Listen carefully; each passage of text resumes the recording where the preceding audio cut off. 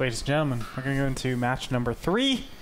It is none other than Hero and not Twilight Foe you. It's actually Oz. The artist formerly known as Twilight Foe you, mind you. Yes. He was called Twilight.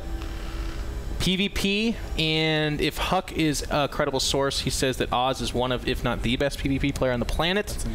Hero, the big gun for Team Liquid. I would have to say, in JYP, if you ever catch this, I apologize. He's probably my favorite Protoss. Hero plays an aggressive, micro-oriented, just in-your-face, fast-paced brand of StarCraft 2 that, in my opinion, I think it's cutting edge. I think we're going to see more of that kind of stuff down the line, but right now I think Hero's ahead of his time.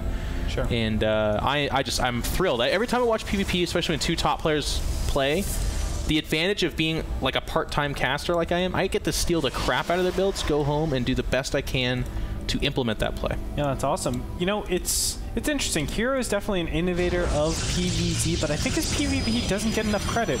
Right. He's actually one of the most deliberate PvPers I think I've seen in the current scene, and I'm really excited to actually watch him. Now, PvP, you can't really say that a particular person has a super big style, because I think a lot of PvP, just like ZVZ, comes off of a lot of what your opponent does. Well, Gretorp, there's a couple things going on here that are very different from what we used to previously understand in PvP. First and foremost, 11 gate from Liquid Heroes, just a standard 12 from Oz, and then notice that mini-map, there's not a whole lot of vision going on. Neither players are working on scouting each other right now. And what I've seen from Hero in the past is he'll actually even build a cybernetics core and then expand. That could be done away here, as he is starting to leave his base, of course checking for proxy gates, because again, this is Antigua Shipyard, where there are fixed spawning locations, albeit cross positions. Still, if I know exactly where my opponent is, I can put gateways in a place that is really advantageous to me. That's not going to be the case here. And just now he's scouting. So in the past, I've been like, gosh, why would you scout this late? You're just going to die to a stalker. Well, actually, he has it timed out so well that he's going to pull into that base, see absolutely everything, and then leave before a stalker gets produced, which essentially, on a 1v1 map, why wouldn't you do this? I mean, why would you leave earlier? I think Hero's going to be super happy to see what he's up against. It is a double stalker play, but normally when you go double stalkers, you don't have that initial zealot to actually, take care of all the early game shenanigans. Right. And right now, what we saw is Hero only went a single chrono boost to probes in the beginning stage. He has all of his chrono boosts saved up, and he can actually spend it all on both gateways and cybernetics cores, or warp gate, I should say. It gives him a lot of ability to do a ton of different aggressive builds in this early game stage. The nice thing about saving up chrono boost that extensively as well is right now we're seeing that Oz is actually in a pretty good place to repel some kind of heavy aggression. As I said, of course, Hero is sneaking along the perimeter, maybe a super fast 4-gate. But before I get to that point, I want to say, if you pull into a guy's base and he's used a lot of his chrono boost up on things like I don't know, probes or warp, or just probes actually, then you can actually just flat out win. You're going to have chrono boost on your warp gate upgrade, finishing it like a solid 45 seconds faster, and you can do a lot of damage that way. Now that probe does get found, so diligent work from Oz, but as we can see here, Hero is not opting for the 4-gate. He's actually going Twilight Council. Will it be Dark Shrine or will it be Blink, Gretorp? I don't know. I think it's Dark Shrine at this point. Normally Twilight Council does come out after gateways actually get pumped out, but it could be a super fast Blink Stalker, don't get me wrong. It's not like he's not capable of doing that, but right now you can see Zealots being chrono boosted out of the gateways, and I think if it was Blink Stalkers, you would put down additional Stalkers, but right now we do have a Dark Shrine coming down, and it is going to be Dark Templar, so basically what he's hoping for is a build order win. Twilight Council is actually being put down for Oz. Yep. And this could spell disaster.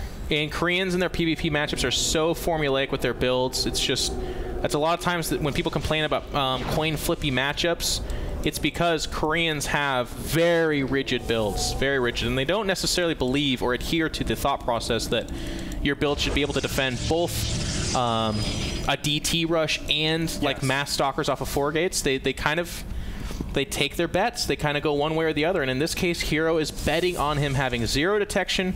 And of course, Oz is saying, well, if you did any kind of Blink Stalker build, my Blink's going to be faster, my expansion's going to be faster, and that's where I get my advantage. Unfortunately for him, Hero is producing guys that you just can't see, and if you don't have detection, you're just dead. There's just no other way about it. I mean, you can say, this is you're exactly right. Oz, look at this. He doesn't know anything. He just saw 2 Stalkers on that high ground. It's like, okay, well, you're capable of anything you want to do. And now we can see a little bit of engagement in this front over here. I think it's just to divert a little bit of attention. Blink is on the way. The Nexus went down, but that's actually terrible for Oz because that means it's just prolonging his robotics facility / forge, i.e. the detection that will be able to defend against the incoming Dark Templars. It's too late at this point, though, iNcontroL. Yeah. And I don't know how he's going to be able to defend against this. Well, what needed to happen is something like his Stalkers are flat out overrunning Hero, and he can just build a robotics somewhere distant so that if he gets out one observer, he wins.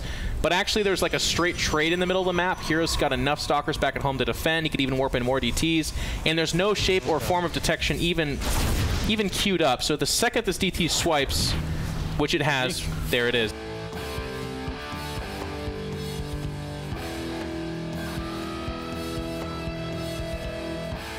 That's the GG, and that's it. I mean, a lot of people, hopefully everyone understands it's not early GG. That's about as well aptly timed GG as you could possibly have. Yeah, I think, because the Forge takes a long time. I think it's like 35 seconds, and then additionally the cannons, you have to wait a considerable amount of time. That's if you get it up. The robotics facility, same thing. Can you really do damage? No. You know, I haven't really invested in my army. Yes, I got a fast blink, but I want a Nexus. I've gotten probes. Right. So all my money is not invested in trying to do a base trade.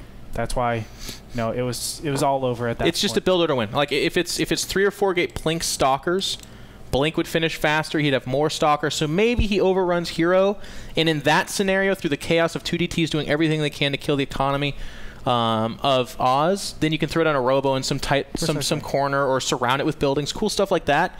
And even if you have 0 probes, but you have Stalkers with Blink and you're killing your opponent, all you need is 1 observer to win that game. But with no Robo down, no Forge down, he was kind of expanding at the same time. His Blink didn't finish in time, so the 2 Zealots and 3 Stalkers of Hero were able to buy him enough time in the middle of the map. It was just a builder loss for Oz, and that's tough because you know what? Yeah, they're 1 match away from losing, and in this case, he's 1 game away from losing the entire clan war, and that would be a 3-0 sweep for Team Liquid. That'll be such a shame, but ladies and gentlemen, we're going to go into Game 2 right now. It's going to be Hero versus Oz. Stick with us. We'll be back after this break.